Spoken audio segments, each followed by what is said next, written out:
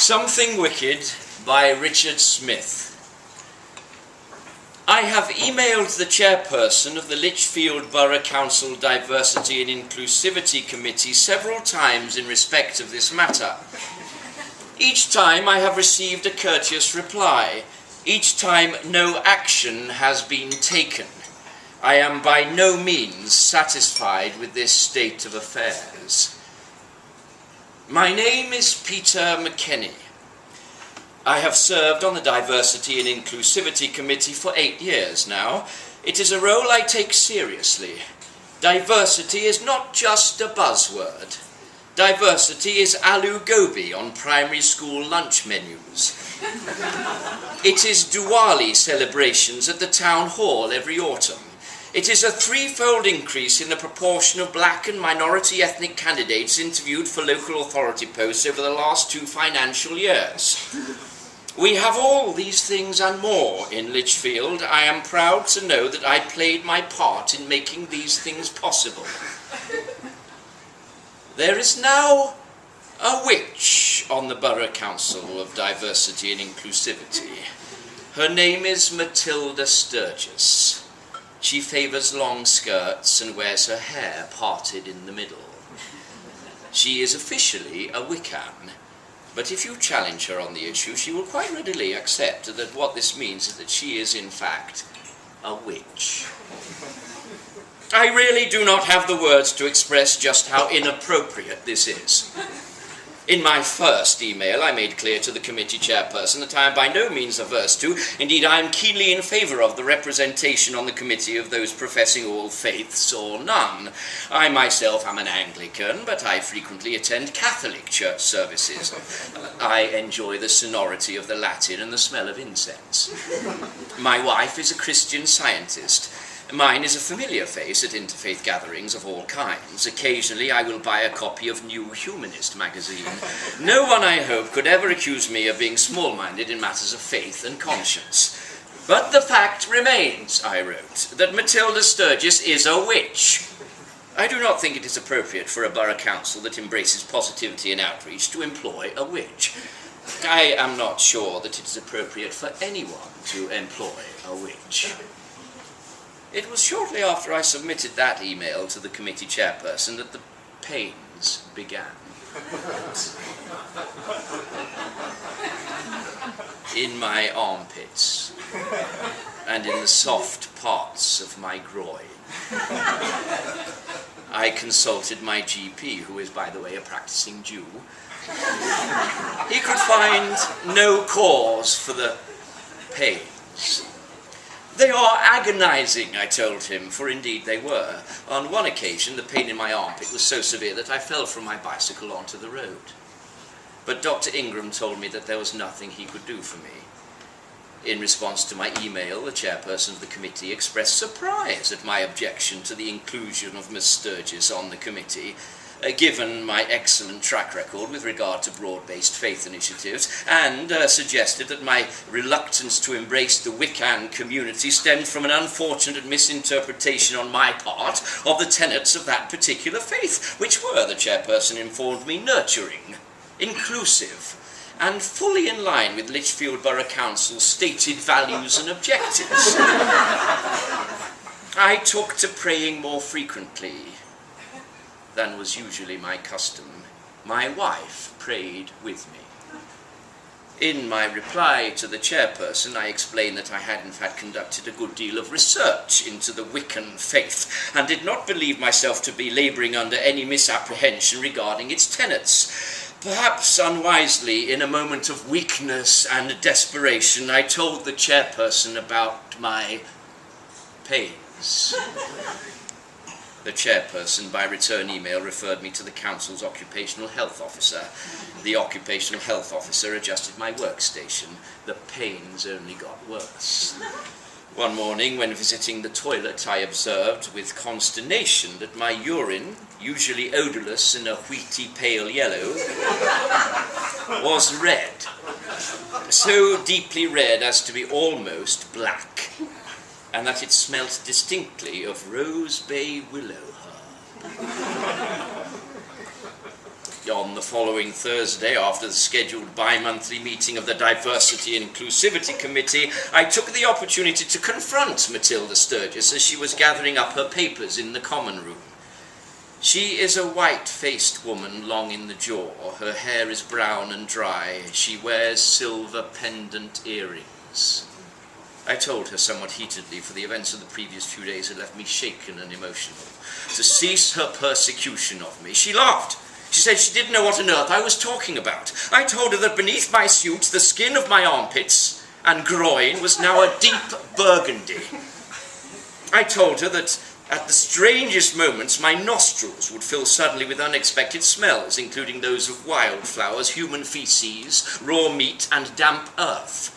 I told her that according to my wife, who is a good woman, I had taken to singing in my sleep and to waking up screaming. She said it sounded like I was going out of my mind. Maybe, she said, I had a brain tumour or something. I said that I knew her wicked game. Her pale eyes gleamed. She said, "Very well, Mr. Know-it-all. Here's something you don't know."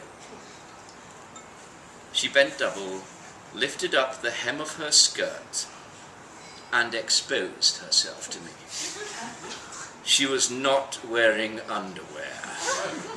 I voiced my horror. I asked her to stop. She opened her legs and pointed with a ringed finger to a nubbin or excrescence on the white skin of her inner thigh. "This is where little Christopher likes to suckle," she said.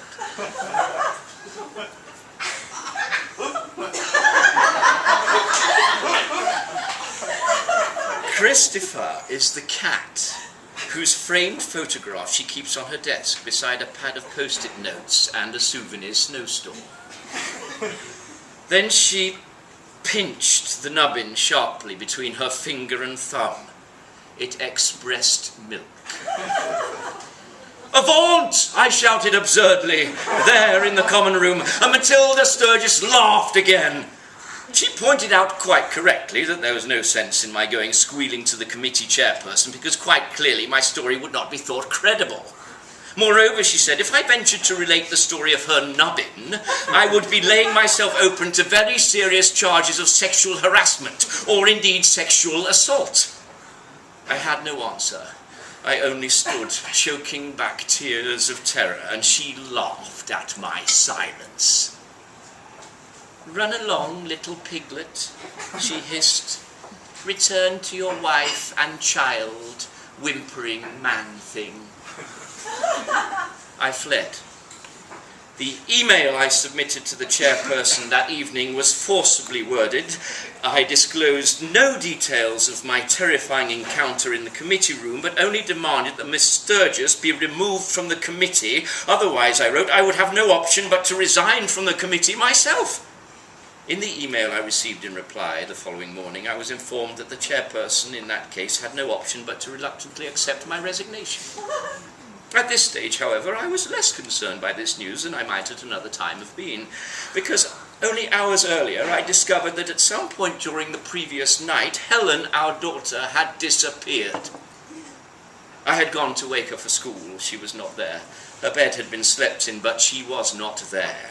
In her bedroom there was a smell of rose bay willow herb. She is 8 years old. I do not know what use witches make of 8-year-old girls in their rites and rituals. The books I have bought are silent on this subject. Naturally, we contacted the police. I told them about my workplace dispute with Matilda Sturgis. I did not say that she was a witch, but presumably this is something that will turn up in their investigations. For all I know, there may be witches in the police service. The policewoman who visited yesterday may have been a witch. Beneath her uniform, she may have been knobbed with witches' teats. My wife went out early this morning to comb the village for signs of Helen. "Stay in," I told her. I begged her. "The police are looking for Helen. They are professionals. It is not safe for you out there," I told her. "It is not safe. There are forces at work, my darling," I said, "beyond our ken." Tearful, trembling, her silver hair unbrushed, she went anyway. A short while ago, I sent my last email to the chairperson of the Diversity and Inclusivity Committee. I kept it brief and to the point. I quoted scripture. Thou shalt not suffer a witch to live. The book of Exodus, chapter 2, verse 18. It seems pretty unambiguous. For purposes of emphasis, I wrote the email in uppercase letters. Almost immediately, I received a reply. It was not from the chairperson, it was from the council's director of human resources, requesting a meeting with me at the earliest opportunity. This reply, once again, was among the least of my worries. I am in my study now. About 45 minutes ago, I heard a woman's voice downstairs and assumed that my wife had returned. But I soon realized that it was not my wife's voice. It was the voice of someone singing. And there were loud footsteps, footsteps as of somebody dancing to a syncopated beat. I locked my study door. I propped a chair against the door handle. Around 20 minutes ago, there were footsteps on the stairs. I could hear someone softly giggling. I would have climbed out of the window, but the study window does not open, and even if I were to break the glass, I would not have been able to fit my body through it. I looked out of the window into the lane. There was no one to be seen. Only a cat cleaning itself with its tongue. I sat and trembled and listened. I heard the footsteps approach the door and stop. I held my breath as a white envelope was slipped under the door. It was loosely closed and looped with crimson ribbon.